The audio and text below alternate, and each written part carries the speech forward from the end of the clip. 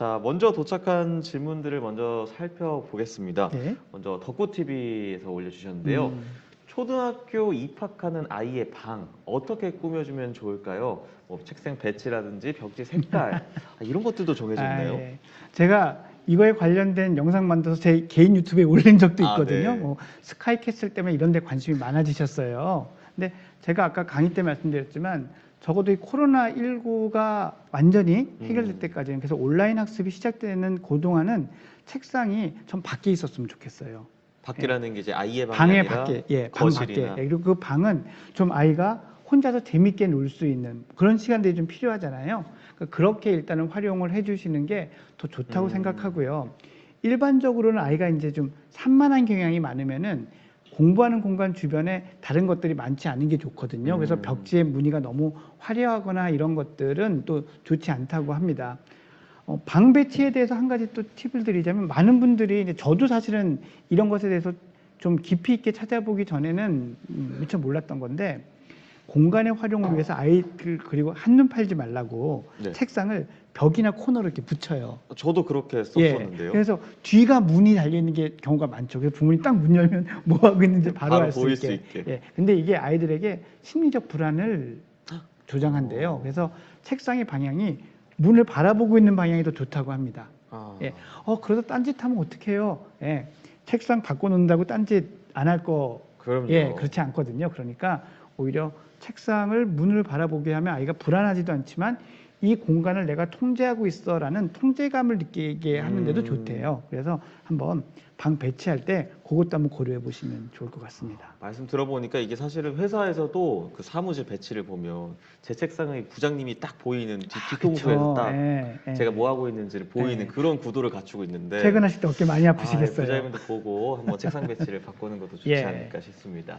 자, 두 번째 질문 만나볼게요. 아이가 아직 5살인데 방에 책상을 아직 안 샀습니다. 식탁에서 밥도 먹고 공부도 하고 있는데 엄마의 도움이 계속 필요할 것 같아서 2학년 때까지는 이렇게 하려고 합니다. 이거 괜찮은 건지, 아니면은 따로 이제 공부한 책상하고 따로따로 책상을 놔줘야 되는지 궁금하시네요. 네. 뭐 책상을 놓아주는 것 자체가 나쁘지는 않습니다. 근데 아까도 말씀드렸지만 그게 방에는 안 들어갔으면 좋겠고요. 5살이면.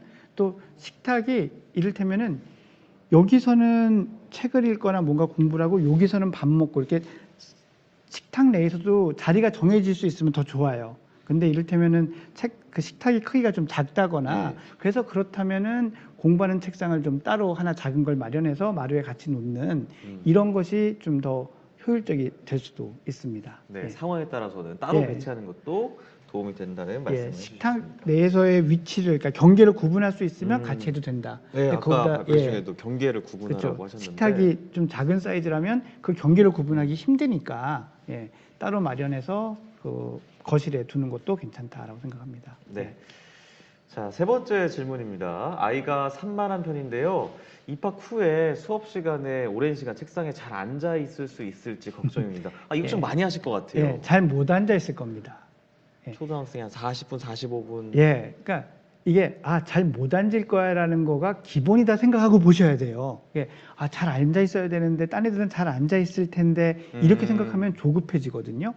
그리고 학교 수업 시간보다 이게 짧게 집중해서 더 산만해질 때는 조금씩 그 집중하는 시간을 늘려주셔야 돼요. 그리고 이게 이제 이 많은 아이들의 연구들을 하는 해외에서 나온 데이터인데, 부모님들의 기대와 달리 아이들이 책상 앞에 정자세로 공부하나 바닥에 배 깔고 공부하나 성취도에 큰 차이가 없대요. 그런가요? 그러니까 그것 때문에 너무 그러실 건 없고, 자세보다는 진짜 이 아이가 그 수업을 듣고 참여하고 하는지 아닌지 이런 것들을 보는 게 더 중요한 요소입니다. 자세보다는 참여도. 그렇죠. 실질적인 참여도. 댓글 계속 올라오고 있는데요. 다음 질문도 만나볼게요. 이 겁이 많아서 낯선 환경이 들어온 우리 아이 어떻게 준비해야 할지, 또 뭘 미리 적응시켜야 되는지 궁금합니다. 좀 낯설어하고 겁이 많은 편. 아마 이거는 오후에 이제 그 선생님께서도 초등학교 교사 선생님께서도 말씀을 잘 해주실 것 같은데, 뭐 일단 코로나19 시대에 반사이익을 보는 아이들이 저런 친구들이 있어요. 이제 만나지 못하니까 예, 그러니까 화면으로 수줍게. 예, 새로운 환경에 가는 거가 너무 어려운 아이인데 새로운 환경에 별로 안 가잖아요. 집에만 있고. 예, 그래서 이제 의외로 좋은 게 있는데 이제 코로나19가 물러나고 나면 어떻게 해야 되냐면 이게 항상 노출은 두려워하는 노출은 점진적으로 시킨다라고 생각해 주셔야 돼요. 우리가 공포심을 느끼는 게 있을 때 이렇게 확 이제 그걸 인지 치료에서는 홍수요법이라고 하는데 그걸 확 시키면은 좋아지는 경우가 있는데 그거는 그 사람이 불안을 사실 많이 느끼지 않을 때예요. 근데 너무 무서운 걸 그렇게 확 홍수요법을 해줘 버리면 이제는 비슷한 것만 생겨도 두려워하는 역작용이 생기거든요. 그러니 학교 가기가 어려워한다, 낯선 환경이 어려워한다 그러면 뭐 처음에는 사실 그래서 부모님이 같이 가 있기도 하고 심한 경우에는 네네. 또 갔다가 조금 일찍 오게 되기도 하고 이런 것들은 이제 그 학용이 필요하고요. 사회성, 인사성, 낯선 사람에 대한 거는 사실 얘야 나와서 인사해 이렇게 끌어내지 마시고요.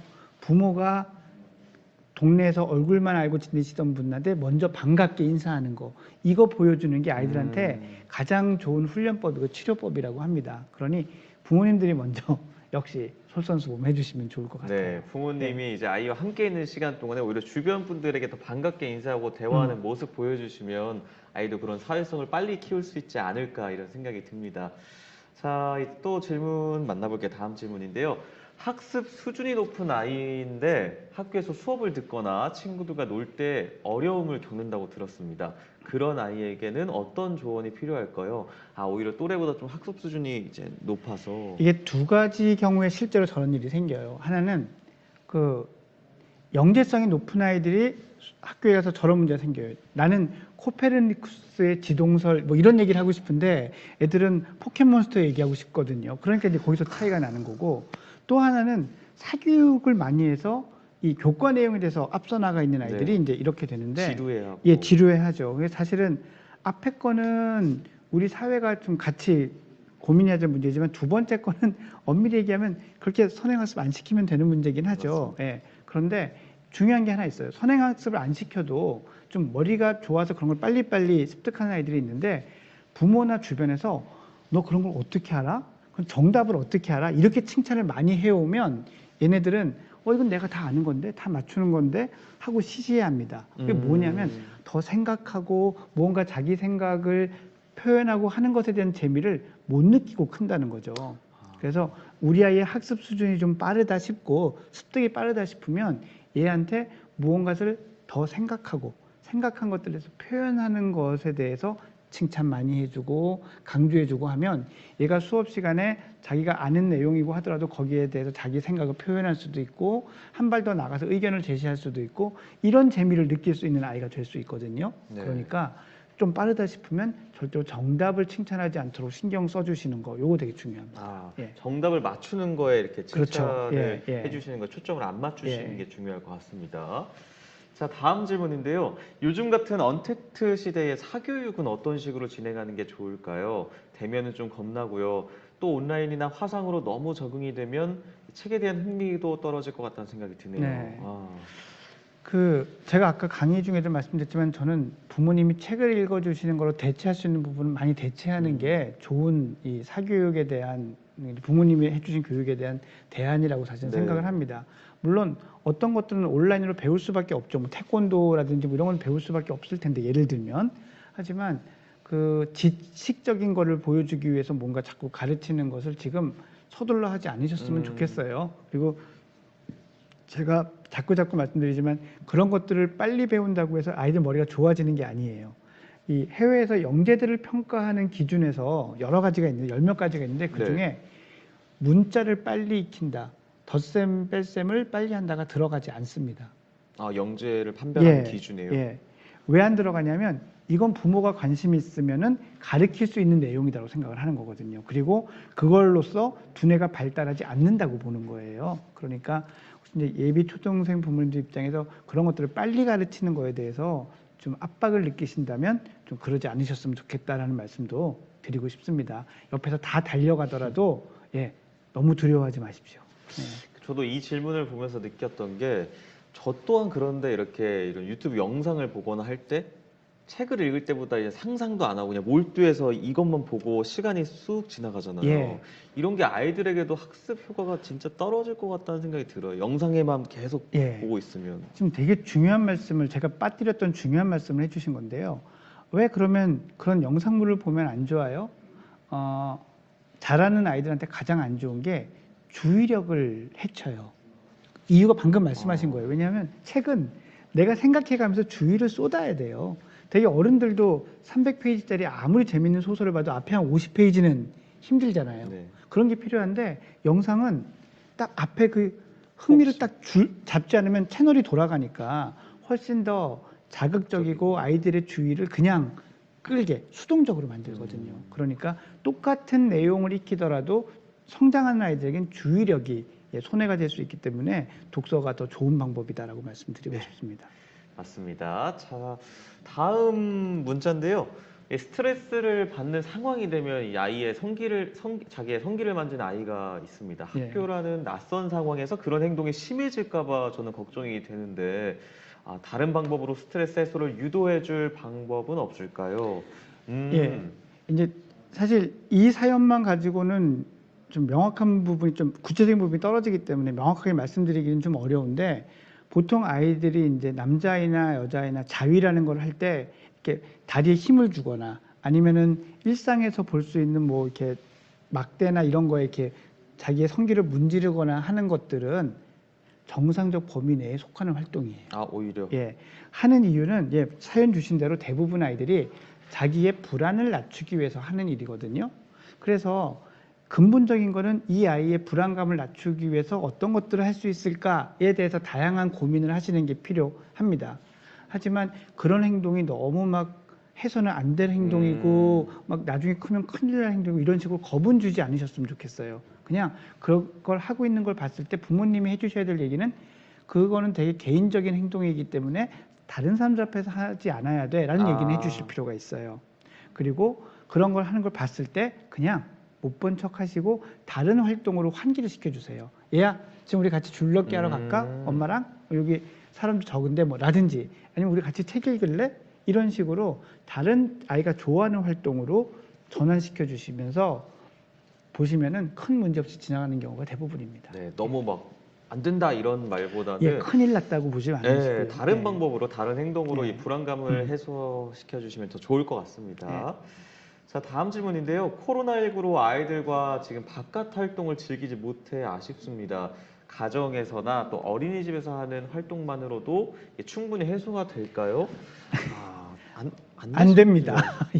안 돼서 생기는 문제들이 어른들도 많다고 답답하잖아요. 많으니까. 그래서 제가 아까도 말씀드렸지만 안 된다라는 걸 인정해 주시고 그게 자연스러운 거라는 것도 얘기해 주시고 그런 마음이 들 때 언제든지 얘기해 엄마가 아빠가 끝까지 들어줄게라고 하는 게 그래도 이 아이가 그런 스트레스를 견디고 갈 수 있는 아주 중요한 동력이 됩니다. 그러니 그 해소를 해주려고 너무 막 없애려고 해주지 마시고 어쩔 수 없으니 같이 가는데 혼자 짊어지지 않게 해준다 이렇게 보시면 좋을 것 같습니다. 그러니까 서로 어떻게 보면 이 코로나19로 아이들이나 어른들이 다 같이 힘든 상황인데 그렇죠. 서로 가정에서 다독여주면서 맞습니다. 위로해주면서 더 힘내셨으면 좋겠습니다. 자, 다음 질문도 만나볼게요. 자, 유튜브 댓글 중에 발음에 대한 얘기도 있네요. 발음이 아이가 조금 좋지 않은데요. 입학 전에 발음 교정을 받고 입학하는 게 좋을지 궁금합니다.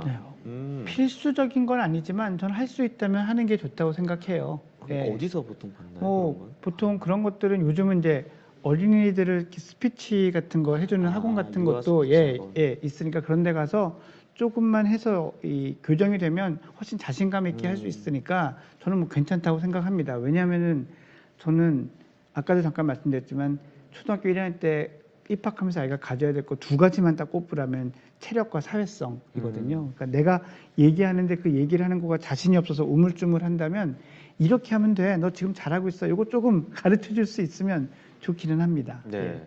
또 그리고 강의 중에도 초등학교 어린 나이에 또 말하기나 이런 거는 빨리 교정이 된다고 하니까 더 어린 나이에 교정하는 게 좋을 것 같네요. 자, 다음 댓글인데요. 전업주부였다가 맞벌이를 시작하면서 아이들과 함께할 시간이 없어졌고 특히나 첫째 아이가 힘들어하고 있는데요. 맞벌이 가정의 아이들에게 꼭 필요한 것이나 해줘야 할 건 뭐가 있을까요? 네, 요즘 예. 거의 다 맞벌이시죠? 예. 그리고 사실 이 시기에 맞벌이를 하실 수 있다는 것도 어쩌면은 다행일 수도 네. 있는 그런 말씀인데, 사실 이 질문에 제가 그냥 답을 딱 한 단어로 드리자면 꼭 필요한 건 지인 찬스예요. 주변에. 예. 그러니까 엄마나 아빠가 맞벌이를 하고 있는 동안 아이를 돌봐줄 수 있는, 그게 지역사회의 지원이든 아니면 주변 분들의 조부모님. 거든, 그게 사실 반드시 필요한 거고, 아마 그건 어느 정도 됐으니까 맞벌이를 시작하셨을 거라고 생각하는데, 기왕 그렇다면은 부모님 중에 적어도 한 분이 돌아와서, 제가 아까 말씀드렸죠, 혼자만의 시간을 가지면서 이 회복을, 에너지를 재충전할 수 있을 시간만큼까지도 그분들의 도움을, 지인의 찬스를 받으셔야 된다고 생각을 하고요. 네. 저는 이제 이런 것들도 말씀드리고 싶어요. 뭐 약간 좀 방향이 다른 얘기일 수도 있지만, 그냥 같이 이제 일을 안 하시더라도, 전업주부더라도 아이들이 이렇게 화면이나 화상 보면서 서로 이렇게 얘기하고 놀게 좀 해주시고, 그거를 두 집 중에 한 집 어머니가 같이 관리 감독을 해주시는 거예요. 딴 데 못 가게 화면 다 보이나 보고, 딴짓 하는 애들 얘야 뭐 이렇게 불러보기도 하고, 그러면 다른 어머니들이 좀 쉴 수 있잖아요. 네네. 그래서 일종의 사이버 품앗이라고 할까요? 이런 아이디어도 좀 이렇게 좀 적극적으로 고려해 보시고 연구를 해 보시면 또 도움이 될 수 있다라고 생각을 합니다. 교수님 말씀을 듣고 나니까 저는 아이는 없고 조카들이 있는데 이렇게 사촌 누나나 주변에 아이 낳은 친구들이 왜 이렇게 영상 통화를 걸까? 저는 먼저 걸 일이 없는데 그걸 저한테 걸어놓고 그 영상 네. 통화 시간 동안 너가 놀아줘라 이런 시간이었군요. 지금 아, 이제 느껴졌습니다. 이제 깨달으셨군요. 네, 전 제가 좋아서 그런 줄 알았는데 아, 본인 예. 위하려고. 예. 자, 많이 다음. 해주십시오. 네, 이제 더 거부하지 말아야겠어요. 예. 다음 댓글인데요. 아이에게 책을 읽어주는 거 언제까지 해줘야 할까요? 한글을 다 알아도 읽어달라고 하면 3, 4학년까지도 읽어줘야 되는지 궁금합니다. 네. 저거 5, 6학년까지 읽어주셔도 돼요. 예. 아이들이 책을, 한글을 아는데도 책을 읽어달라고 하는 건 사실 그 메시지는 책을 읽자는 게 아니고요. 엄마가 나를 케어해주고 엄마랑 같이 지내는 그 유대감을 계속 느끼고 싶어. 그런 사랑을 계속 줘. 이런 메시지거든요. 그러니 책을 읽는다는 행동에 너무 초점을 맞추지 마시고 같이 그렇게 무언가를 하는 그런 활동이다라고 생각하고 계속 읽어주시면 좋겠고요.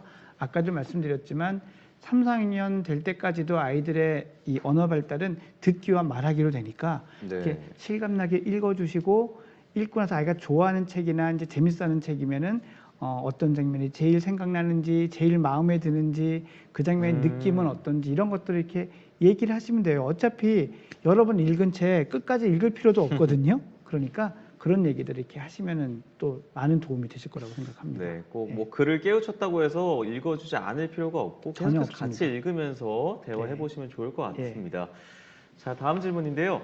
아이 체구가 커서 친구들이 이것저것 도와달라고 해서 도와주고 있나 봐요. 문제는 그것 때문에 아이가 힘들어할 때가 있어도 거절을 못하는 경우가 있습니다. 아, 이거 우리 아이 어떻게 해야 할지.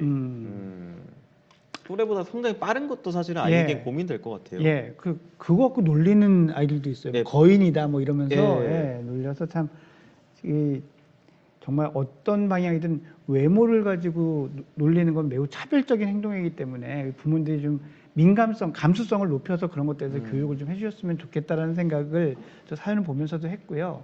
근데 저 사연의 핵심은 사실은 거절을 못한다는 거죠. 예. 근데 거절을 못할 때 이거를 봐야 돼요. 뭐냐면 얘가 집에서 자기 의견을 얼마나 잘 얘기하고 독립적으로 성장하고 있는가를 먼저 한번 체크해 보실 필요가 있어요. 그러니까 집에서 수능적이고 부모님 뜻을 너무 알아서 다 잘 맞춰주는 아이면 밖에 나가서도 그럴 거거든요. 그러니까 우리 아이가 집에서 그럼 자기 할 말을 다 하나? 나한테 의사 표현은 다 하나? 특히 뭔가 엄마가 아빠가 싫어할지도 모르는 말을 잘 하는지를 보실 필요가 있어요. 그래서 그게 좀 부족하다 싶으면 그것부터 키우셔야 돼요. 그게 키워지지 않는 한 밖에 나가서 친구들한테 그렇게 동적으로 얘기한다? 불가능합니다. 예. 그리고 집안에서 그렇게 얘기할 수 있으면 밖에서 못하는 건 얘가 아직 그 상황이 자신이 없어서예요. 뭐냐면 내가 여기서 뿌리를 내렸어. 여기서 내가 잘 있을 수 있어라는 자신이 없어서 그렇거든요.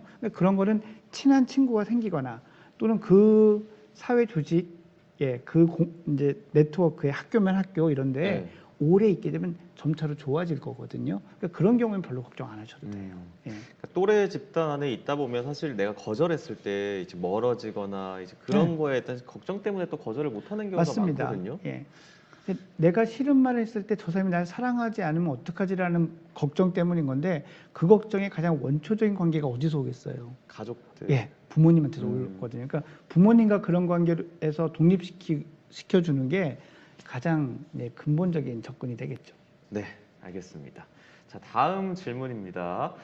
초등학교 3학년 아들하고 5살 딸이 있습니다. 이제 곧 전학 갈 준비를 하고 있는데요. 너무 심리적으로 불안해하고 또 우울해하고 있습니다. 이 경우에 어떻게 해야 할까요? 코로나19 때 제가 말씀드린 거랑 똑같습니다. 뭐냐면 불안하고 우울할 수밖에 없잖아요. 새로운 환경에. 애들이 가고 싶어서 가는 게 아닐 거거든요. 부모님이 이제 이사를 가셔야 되는 어떤 이유가 생기셔서 가시는 거니까 속상하지, 불안하지, 힘들지, 서운하지 해주셔야 돼요. 얘기해. 얼마든지 엄마가 들어줄게. 이게 1번이에요. 예. 그리고 나서 이제 가서 이러면 어떡하지, 저러면 어떡하지라는 걱정이 많은 아이다. 그렇다면은 그런 곳에 미리 한번 좀 이사 가기 전에라도 그 동네에 가서 학교도 한번 보고 오고 어린이집이면 어린이집도 여기 네가 갈게 될 곳이야 라고 보고 오고 살게 될 동네 근처도 가서 좀 있다 오는 거가 괜찮아요. 왜냐하면 우리 뇌가 또 이렇게 자꾸 눈에 익숙해지면은 마음으로도 익숙해지는 게 있으니까 맞습니다. 좀 그런 식의 접근 방법은 도움이 될 수도 있을 겁니다. 예. 저도 학창 시절에 2번의 전학을 갔던 경우가 있었는데 예. 그 걱정 때문에 제일 우울했던 것 같아요. 이제 친해져 있는 친구들하고 헤어지고 다시 또 낯선 데 가서 그들은 친한데 제가 거기에 무리에 껴야 된다는 그런 부담감. 그것도 네. 역시나 이제 부모님이 옆에서 잘 다독여주고 넌 할 수 예. 있다 이렇게 계속 응원이 필요하지 않을까요? 예, 그리고 불안하지? 불안해. 그럴 것 같아. 요즘 걱정이 많이 돼 있지. 이렇게 해주셔야지. 할 수 있어. 할 수 있다니까 걱정하지 마. 이게 아니라는 거죠. 남들도 다 해. 예, 이런 마음. 너만 전학 가니? 뭐 이러지 마시고. 네. 예. 알겠습니다. 다음 질문인데요.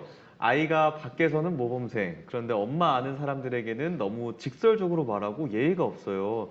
이걸 해결하려면 어떻게 다가가는 게 좋을까요? 그러니까 모르는 사람들 앞에서는 되게 하는데 친한 친구나 아는 어머니한테는. 오늘 받은 질문 중에 이게 제일 어렵네요. 왜 어렵냐면 진짜 예의가 없는지 아닌지 제가 어느 정도인지 잘 모르겠어요. 모두에게 그런 게 아니니까. 예. 근데 이거를 너무 이제 엄마를 비롯해서 엄마 아는 사람에게도 순종적이고 너무 모범생이 아니면 이 뒤집어져서 밖에서는 너무 맞춰주는 아이가 될 수도 있는 거예요. 자기 의견을 개진하거나 갈등 상황을 견디지 못하고 피할 수 있는 아이가 되는 거여서 저게 예의가 너무 없는 것만 아니라면 과연 저거를 교정하는 게 맞을까라는 생각이 들어서 그 예의의 정도를 몰라서 제가 딱 부러지게 답변을 드리기가 어렵습니다. 하지만 크게 벗어나는 정도가 아니라면은 또 너무 교정하려고 하지 않는 게 좋지 않을까라고 생각합니다. 네, 알겠습니다. 자, 다음 질문입니다. 맞벌이 부부고요. 초등학교 입학 후 1시면 집에 올 아이 어떤 식으로 오후 시간을 보내는 게 좋을까요? 제가 얼마 전에 그 어린이 관련된 다큐멘터리를 봤는데 오히려 유치원보다 초등학교 저학년 아이를 키우는 부모님이 맞아요. 오후 시간에 공백 때문에 굉장히 힘들어하신다 하더라고요. 지금 이제 맞벌이 부부시니까 저 시간에 부모님 중에 한 분이 집에 계실 수 있느냐 아니냐가 큰 관건이겠죠. 오실 수 없다면 분명히 아이를 혼자 둘 수 없는 시간이니까 이런 거 돌봐주실 분이 있어야 될 거고 아마 그건 있으실 것 같아요. 네네. 근데 그분이 오후 시간을 어떻게 보내게 할지를 잘 모르겠으니까 그게 걱정인데 일단 그 돌아오면 이 아이한테 이렇게 하도록 습관을 좀 가르쳐 주세요. 이게 이제 주말 같은 때 이런 연습을 하면 좋은데 오후에 일부러 잠깐 외출을 하는 겁니다. 학교 갔다 돌아오는 것처럼. 그래서 와서 그 옷이나 짐들을 어디에 놔야 되는지를 연습을 시켜주세요. 우선. 정리하는 건가요? 예. 그렇게 그러니까 학교 갔다 오면 얘가 배워야 될 거는 자기 짐이나 자기 옷을 정리하는 것도 배우는 게 제일 먼저거든요. 자, 이렇게 하고 나서 너 앉아서 TV 30분 봐도 돼? 아니면 요거 30분 봐도 돼?를 해주는 거예요. 이게 얘가 부모가 바라는 행동을 하게 앞에 먼저 하고 뒤에 보상적인 행동을 하게 이렇게 구조를 짜주시는 게 중요해요. 근데 중요한 건 얘가 그 행동 자체를 할 수 있는 능력이 되는 애인지 아닌지는 봐야 되니 그런 걸 한번 연습시켜 보는 거죠. 무조건 시키진 말고. 예, 그래서 이렇게 같이 엄마랑 아빠랑 또는 같이 한 다음에 이렇게 하고 갔다 와서 요만큼 봐라고 해주시는 게 좋고요. 그거 끝난 다음에는 요 숙제를 하면 돼. 이런 식으로 이제 그 구조의 틀을 몇 개씩 잡아주시고 이제 뭐 베이비시터도 계실 수 있고 뭐 할아버지 할머니일 수도 있는데 그분들께 부탁을 드릴 때 이거를 주의하세요. 얘 그거 안 하면 하게 시켜주세요, 말해주세요라고 하면 잘 안 돼요. 사실 베이비시터나 집안일 해주시는 그 이모님들이 그런 거 하시기 어렵습니다. 남의 집 아이한테 그렇게 하기 어렵고 할아버지 할머니는 금방 아이들이 머리 꼭대기에 상투 잡고 올라가거든요. 그러니까 이거 비효율적이고요. 여기까지만 되면 베스트예요. 뭐냐면 부모님이 이 달력 같은 거에 표를 만들어 주세요. 그래서 얘가 갔다 와서 하기로 한 일들의 목록을 적는 겁니다. 그 다음에 했으면 동그라미 쳐주시고요. 안 했으면 X표를 쳐서 그 아이가 잘 보이는데 여기다가 붙여놔 주세요. 제가 와서 볼게요. 그것만 해주십시오. 뭔가 성취감을 느끼게 하는 건가요? 뭔가 해야 할 일을 다 이뤘다. 그게 지우면서. 1번 목록은 1번 그 목적은 아이가 내가 요구받은 일이 뭔지를 그걸 보면서 상기하는 거예요. 기억하고. 예, 아 저거 해야 되는 거였는데 해야 되는 거였는데 근데 그걸 가지고 너 왜 안 했어? 너 이거 이렇게 하려고 하면 이거는 싸움이 되고 오히려 아이들이 그 일을 안 하게 만드는 일이 되거든요. 그러니까 그러지 마시고 그냥 이렇게 본 다음에 했으면 와서 칭찬, 안 했으면 내일은 꼭 한번 해보자. 이렇게 하시는 게 오히려 집에서 막 그거 하나하나 쫓아다니면서 잔소리하는 것보다 더 좋은 육아법이 될 수도 있거든요. 그러니까 요걸 한번 활용해 보시면은 좀 또 도움이 되시고 아 이게 무슨 얘기구나라고 또 더 이해되신 면도 있지 않을까 생각합니다. 네. 예. 너무 아이가 이제 주체적으로 행동할 수 있게끔 도움을 옆에서 주시면 좋을 것 같습니다. 자, 다음 질문입니다. 이 코로나19로 인해서 아이들도 직접 서로 만날 기회가 적어지니까 친구 관계가 걱정이 되는데요. 이로 인해서 사회성 발달에도 지장이 있을지 고민이 듭니다. 저도 이 생각이 제일 네. 많이 들었어요. 요즘 아이들은 저희야 진짜 놀이터에 뛰어놀고 치고받고 막 뛰어다니고 막 이렇게 했는데 공기놀이하고. 그 사회성 발달 자체를 걱정할 정도까지는 사실은 아닐 거고요. 저는 그렇게 생각을 하는데 문제는 이런 사회적 교류가 박탈된 것에 대한 우울감이 심해요. 이건 확실히 심하거든요. 그래서 뭔가 도움을 좀 줄 필요가 있는데 그래서 제가 아까 강의 때도 말씀드렸지만 이제 화상으로 아이들끼리 네. 소통을 하고 뭔가 같이 놀 거리를 좀 시간을 주시고 하는 것들이 지금은 필요해요. 정말 제가 요즘 들어서 많이 듣는 얘기 중에 하나가 뭐냐면 저 1년 동안 친구 한 명도 못 사귄 적은 처음이에요라고 얘기하는 초등학생들이 중학생들이 있어요. 왜냐하면 학교에 뜨문뜨문 가기도 했지만 가서도 마스크 쓰고 말 못하게 하거든요. 친해질 기회가 없는 거죠. 친해질. 그래서 마스크 벗고 안전하게 이 교류할 수 있는 다른 기회들을 이제 좀 창의적으로 만들어줘야 되고 이전까지는 그 멀티플레이어 게임이나 이런 것에 대해서 금기시만 해왔지만 이제 부모님이 슈퍼비전이라고 그러죠. 이렇게 관리 감독할 수 있는 상황에서는 적절한 시간 해줄 수도 있어야 되겠다는 생각을 합니다. 네, 예. 알겠습니다. 자, 다음 질문인데요. 딸이 눈이 나빠서 5살부터 안경을 착용하고 있습니다. 그런데 다른 친구들이 안경에 대해서 얘기를 꺼내면 상처를 받고 놀리는 거라 생각하는 것 같아요. 어떻게 도와주면 좋을까요? 저도 안경을 좀 일찍 낀 편이었거든요. 어릴 적에는. 사실 저도 안경을 중학교 2학년 때 처음 꼈는데 저희 아버지께서 우리 집안에는 안경잡이가 없는데 넌 어쩌다 안경을 끼게 됐냐고 농담 반 진담 반 말씀하신 적이 있어요. 그러니까 그 당시에는 특히 이제 라떼는 여성분들이 안경 쓰면 그 이 결격 사유가 좀 흠집이 나는 것처럼 여겨지기도 했어요. 뭐에 대한 결격 사유죠? 안경을 낀다고 해서? 그러면 이제 신부감으로써. 시력이 나쁘다고요? 네. 말도 안 되는 얘기잖아요. 네. 근데 라떼는 그런 것도 있었거든요. 그렇게 이제 사회적 관점이 변하는데 지금 사연 주신 분을 보니까 5살 때부터라고 한 걸로 봐서는 지금 아이가 5살은 넘었을 것 같아요. 6살 이후 이제 초등학교를 준비하겠죠.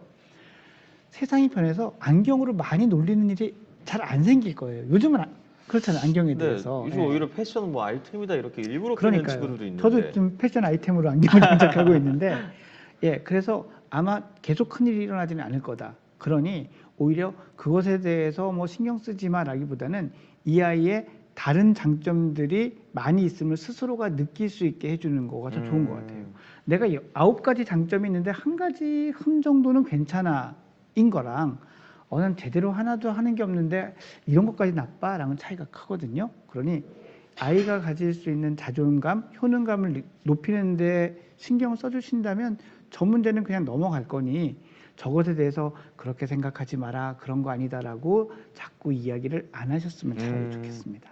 예. 오히려 자연스럽게 그 시기를 넘어가시는 것도 예. 하나의 좋은 예. 방법일 것 같다는 생각이 예. 드네요. 자, 다음 질문인데요. 사회성 관련 궁금증이 있어서요. 예. 아빠가 놀아주는 게 사회성 발달에 도움이 된다는데 그게 여의치가 않은 상황이라 다른 방법도 궁금합니다. 그러니까 이게 어머니도 놀고 아버지도 놀고 이렇게 같이 놀면 좋은데 그렇지 못하는 그렇죠. 가정도 예, 있으니까요. 예. 아빠가 놀아주면 좋은 게 사회성뿐만은 아니죠. 정말 무슨 만병통치약처럼 아버지가 있으면 아이한테 좋은 게 너무너무 많습니다. 그 이야기는 아버지의 적극적 육아 참여가 정말 중요하다라는 뜻이기도 하죠. 근데 그런 아버지가 지금 뭐 단기 출장을 가 계신다든지 아니면 뭐 여러 가지 이유로 지금 옆에 함께 할 수 없다. 그러면 삼촌 찬스 쓰시면 됩니다. 네. 이 주변에 아버지의 역할을 해줄 수 있는 친척이나 형이나 뭐 이런 사람들하고 같이 놀게 해주는 거로 충분히 그 효과를, 물론 아버지가 직접 있는 것만큼은 아니겠지만 아이가 발달하는데 중대한 결함이 생길 거 걱정하지 않을 만큼은 충분히 되거든요. 그러니 그 주변에 이런 좋은 지인들을, 친척들을 좀 활용하셔서 아버지의 성인 남자의 역할을 하게 해주시면 좋을 것 같아요. 알겠습니다. 자, 다음 질문입니다. 화난 이유를 말하기도 전에 폭력적으로 막 표현하는 아이 어떻게 대처하면 좋을지, 이것도 저도 상상을 해봤는데 너무 막막할 것 같아요. 그냥 막 생떼 쓰는. 네. 사실 이제 이 이야기를 하기 시작하면 이제 이 프로그램에 그게 뭐 우리 아이가 달라졌어요나 뭐 금쪽 같은 뭐 이렇게 이제 흘러가긴 할 것 같은데, 우선 이게 이제 연령이 되게 중요하거든요. 저게 뭐 2살 밑이나 우리나라 나이로 한 3살 밑이면은 아직 저런 게 훈육이 되기는 어렵습니다. 그런데 만약에 예비 초등학교 학생인데 지금 저렇다면 이제 좀 훈육이, 교육이 필요한 거거든요. 제일 중요한 게 뭐냐면요. 그렇게 했을 때, 그런 행동을 했을 때 부모님이 화를 내지도 구구절절 설명하지도 않는 게 좋습니다. 그럼 오히려 부모님이 입을 닫는 건가요? 얘가 막 이제 뭐 놀다가 안 된 게 있어서 막 그 장난감을 집어 던지거나 뭐 동생을 막 밀치거나 했어요. 그러면 그때 이 아이를 아무 얘기하지 마시고 그거 있잖아요. 생각하는 의자 이런 데 딱 데리고 가는 거예요. 그래서 거기에 딱 앉히고, 보통 이런 아동학자들이 이제 심리학자들이 얘기하는 게 그렇게 타임아웃이라고 하는데, 이걸 했을 때 권장 시간은 연령별로 1분. 연령별로 1분씩 늘어난다고요? 그렇죠. 그러니까 지금 7살 학생이면 한 7분인 거예요. 7분만 안 치면 돼. 거기 너 저 30분 될 때까지 있어. 그래서 막 못 기다리고 막 거기서 또 나오면 너 왜 나와? 이렇게 하지 않으시는 게 좋고요. 그렇게 타이머 같은 거 맞춰놓고 이렇게 하게 되는데, 물론 이렇게 할 거라고 미리 얘기는 하셔야 돼요. 이렇게 하면 우리 앞으로 이렇게 이렇게 할 거야라고 하고, 그 과정에 화를 내면 왜 안 되느냐? 아이들은 자기 행동 때문에 이 의자에 가는 게 아니라 엄마나 아빠가 화가 나서 그렇다고 생각해요. 본인에 비롯된 게 아니라 부모님 그걸 때문에. 못 배워요. 또 구구절절 하잖아요. 그러면은 아이가 무의식적으로 엄마 아빠가 나한테 사정을 하네? 좀 이런 느낌을 갖는다고 해요. 그러니까 뭔가 내가 엄마 아빠를 움직였어, 힘을 행사했어라는 생각으로 보상이 될 수도 있습니다. 그러니까 구구절절 얘기하지 마시고 그런 행동들이 있을 때 이렇게 하는데, 하자마자 바로 하는 거는 이런 경우만 하시면 돼요. 누가 다칠 수 있거나 다치는 행동을 했을 때는 바로 격리. 근데 그냥 자기 물건 막 던지고 발로 차고 막 누워서 울고 하는 정도는 하나, 둘, 셋 카운트하고. 뭔가 삼진아웃제군요. 계속 반복하면 이제 간다. 맞습니다. 3번의 기회를 주는 거예요. 그래서 이제 2번을 주고 3번째 그렇게 하는 건데, 아까도 말씀드렸지만 이런 거 하면 안 되는 거죠.